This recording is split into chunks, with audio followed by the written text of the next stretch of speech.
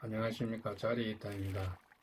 제가 살고 있는 이 주변에는 10년 전부터 많은 온나무들을 꾸준히 심어오면서 수없이 옷에 올라 고생하며 점차적으로 면역이 생겨 지금은 옷딱이나 오순을 먹어서는 옷을 타지 않습니다.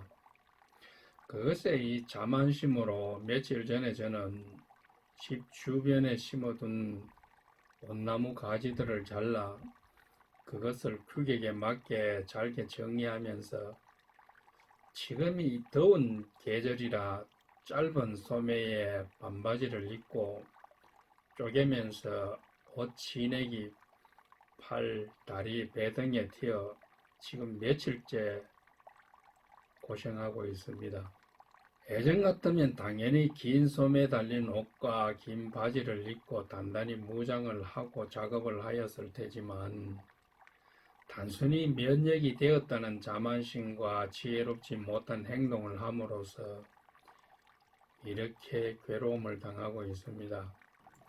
제가 이곳 산중에서 조용히 마음 공부를 하고 있으니 사회에서 생활하시는 분들이 자신의 답답한 마음을 하소연해 오시는 분들이 가끔씩 있습니다. 오늘은 한 보살님 얘기를 잠깐 해보겠습니다. 그날의 대화는 자기는 젊은 시절 남편 잘못 만나 남편 때문에 자기 인생이 망가지고 힘들고 자식들도 떠나가버리고 지금은 혼자라고 했습니다. 자기는 가정적이고 열심히 살려고 했는데 상대는 낙천적이고 직장 없고 폭력 있고 건달이고 이런 사람 만나 인생 실패했다고 하며 모든 잘못이 남편 탓과 원망으로 힘들어 보였습니다. 60대인 것 같은데 젊은 시절 혼자서 참 열심히 살아온 것은 맞지만 그 말 속에는 남편을 원망하는 마음이 겹겹이 쌓여 있어 사회를 보는 시각이나 사람과의 소통에서 정상적으로 대화 나누기가 쉽지 않았고 조금만 자기의 마음에 들지 않는 말을 듣게 되면 억제되어 있던 화가 치밀어 상대방의 말을 받아들이지 못하였습니다. 가슴에 맺힌 한을 떨어내는 것이 쉬운 일은 결코 아니지만 젊은 시절부터 지금까지 이렇게 품고 살아왔다면 본인은 그동안 얼마나 괴로웠겠습니까? 하루빨리 원망하는 마음을 용서하는 마음으로 바꿀 때 자신의 아픔과 괴로움에서 벗어날 수 있다고 봅니다. 이런 분들은 본인이 말하기를 좋아하고 상대는 들어주고 또 자기의 말을 인정해 주기를 바랍니다. 세상살이가 어떻게 자기 입맛에 맞게만 살아갈 수 있겠습니까? 자기 말을 많이 하기보다는 상대방 말을 많이 들어주는 것이 상대방을 배려하고 편안하게 해주는 인생살이의 한 방법입니다. 이 세상 어떤 것도 원인이 있기에 결과가 나타나는 겁니다. 원인을 제공하지 않았다면 결과는 일어나지 않습니다.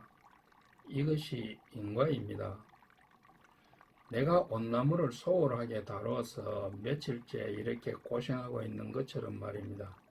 우리는 이 세상 어떤 것보다도 자기 자신을 제일 중요하게 생각해야 할 것입니다. 내 자신이 제일 중요하기에 상대방도 내 자신처럼 중요하게 존중해 주어야 합니다. 내가 있음으로써 상대가 있고 그때부터 모든 것들이 연결되어지고 이루어지는 것입니다. 내가 없다면 무엇이 있겠습니까? 그렇기 때문에 나에게 일어나는 어떤 것들도 내가 있음에 일어난 것이기에 내 탓이다 생각하고 받아들일 때 자신의 삶이 원만해집니다. 그러나 우리는 자기 자신을 돌아보기보다는 부모를 탓하고 사회를 탓하고 회사를 탓하고 모든 것들을 남 탓으로 돌리기 쉽습니다. 그러면 괴로움에서 벗어나기 쉽지 않으며 행복해지기 어렵습니다. 우리는 모두가 행복하게 살 권리가 있습니다. 행복하지 못한 것은 분명히 원인이 있습니다. 그 원인을 분명히 알 때 문제 해결의 실마리도 풀리게 됩니다. 이 사회에서 살아가는 우리의 행복 개념은 재물이나 권력이나 명예, 지식 이런 것들이 남보다 더 많이 소유하고 더 많은 이익을 챙기고 편안하게만 살려고 하니 그만한 수준에 미치지 못하는 사람은 불행하다고 느낍니다. 우리는 지금 3만불 시대에 살고 있습니다. 과거 5, 60년 전과 비교한다면 물질적인 풍요로움으로 본다면 천지가 개벽할 정도로 변하고 잘 살고 있습니다. 그렇지만 현재를 살아가는 사람들이 그렇게 느끼고 행복하다고 하는 사람이 몇이나 있겠습니까? 우리는 행복의 잣대를 나도 행복하고 남도 같이 행복하는 자리이타 행복을 추구해 나가야 할 것입니다. 옛날 어느 노선님 본문이 생각나서 얘기해 보겠습니다. 어느 수행자가 지옥과 천당을 가보았답니다. 지옥에 가보았더니 사람들이 꼬쟁이처럼 말라서 먹을 것이 없어서 그런가 하고 보니 음식은 많이 있더라는 것입니다. 그런데 천당과 지옥의 숟가락이 우리 인간 세상의 숟가락처럼 짧은 것이 아니고 아주 길어서 자기 혼자 먹으려고 아우성치니 제대로 음식을 먹을 수가 없고 흩어져서 꼬쟁이처럼 말라 있었던 것입니다. 다음 천당에 가보았더니 사람들의 얼굴이 훤하고 통통하게 살이 찌고 웃음꽃이 피어 참 잘 살고 있는데 좋은 음식만 먹어서 그런가 하며 보았더니 음식은 지옥과 똑같더라는 것입니다. 그러나 지옥처럼 혼자서 먹으려고 아우성치는 것이 아니라 멀찍이 앉아서 상대방에게 한 숟가락 먹여주고 나니 상대방은 나에게 또 한 숟가락 먹여주고 서로가 먹여주니 음식을 하나도 흘리지도 않고 허허호호 하면서 잘 살고 있더라는 것입니다. 이 본문이 제가 어렸을 때 들은 본문이니 몇십 년은 지났지만 아직 내 마음속에 자리 잡고 내 삶의 단초가 되었습니다. 그래서 저는 이렇게 생각해 봅니다. 어떤 일이나 행동이나 말을 할 때 내가 절실하게 상대방이 되어보는 겁니다. 상대방 입장에서 과연 나는 이럴 때 어떻게 할 것인가? 나는 과연 부모나 배우자나 친척이나 친구나 사회를 위해서 얼마나 헌신하였으며 노력하였는가? 자세히 자신을 들여다보면 남을 원망할 이유가 별로 많지 않을 것 같습니다.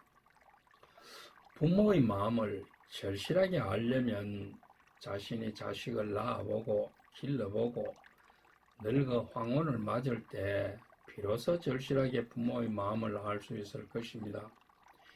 이런 세상 이치들은 하루아침에 그냥 오는 것이 아니라 꾸준히 자신을 잘 살피고 수행하여 나갈 때 비로소 점차적으로 삶이 편안해지고 행복해진다고 봅니다. 진정한 행복은 남이 나를 행복하게 해주는 것이 아니라 자기 자신의 마음이 얼마나 행복하게 가시느냐에 달렸다고 봅니다.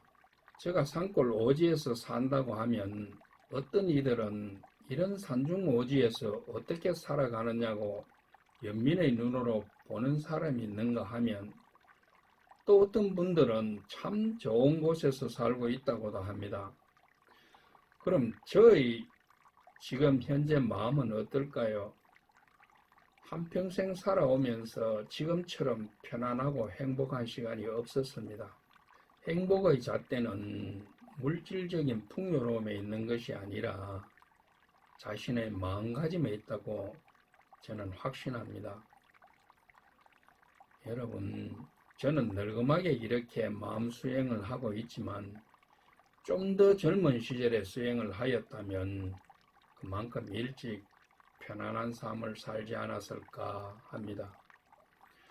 요즘 시대를 살아가는 젊은 분들에게 권합니다. 사회생활이 힘들고 바쁘지만 자신의 삶을 윤택하게 하고 노후를 편안하게 살 수 있는 마음 다스림 수행을 하루에 얼마간이라도 시작해 보시기를 권장해 봅니다. 여러분, 긴 장마와 폭우로 인하여 곳곳에서 피해가 속출하고 사고가 발생합니다. 지금이 휴가철이라 계곡이나 물가에서 항상 잘 살펴서 미연에 사고를 방지하는 지혜를 가지시기 바라며 건강하시고 행복하시기 바랍니다. 감사합니다.